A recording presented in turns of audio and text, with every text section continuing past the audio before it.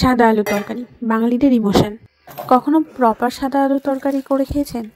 প্রথমে আলুগুলোকে ছোট ছোট করে কেটে নিয়ে জল দিয়ে আর নুন দিয়ে ভাপাতে বসাতে হবে। আলুতে যখন কাঁটা চামচ ঢোকানো যাবে তখন বুঝবেন আলু হয়ে গেছে। ব্যাস, তারপরে কি একটা কড়াই বসিয়ে ওর মধ্যে সাদা তেল দিয়ে একটু পাঁচফোড়ন আর শুকনো লঙ্কা ফোড়ন দিয়ে কিছুক্ষণ ভেজে দুটো কাঁচা লঙ্কা দিয়ে দিতে হবে। কাঁচা লঙ্কাগুলো সামান্য ভেজে ওই সেদ্ধ করা আলু জল শুদ্ধ ঢেলে দিতে হবে। তারপর ওর মধ্যে টেস্ট অনুযায়ী নুন দিয়ে 2-3 মিনিট ঢেকে রান্না করলেই প্রায় রেডি হয়ে যাবে আমাদের সাদা আলুর তরকারি। তারপর কাঁটা চামচ দিয়ে কটা আলুকে ঘেটে দিতে হবে। তাতে কি হবে? তাতে হবে ঝোলটা গাঢ় হবে। ব্যাস, তাহলেই আমাদের সাদা আলুর তরকারি রেডি। সাদা আলুর তরকারি সাধারণত লুচি দিয়েই খাওয়া হয়, কিন্তু কখনো গাজর বিটের কচুরি দিয়ে খেয়ে দেখ, আলাদাই স্বাদ লাগে। কচুরির রেসিপিটা আমার চ্যানেলে আছে, গিয়ে দেখে আসতে পারেন। আর চ্যানেলটাও সাবস্ক্রাইব করে রাখবেন।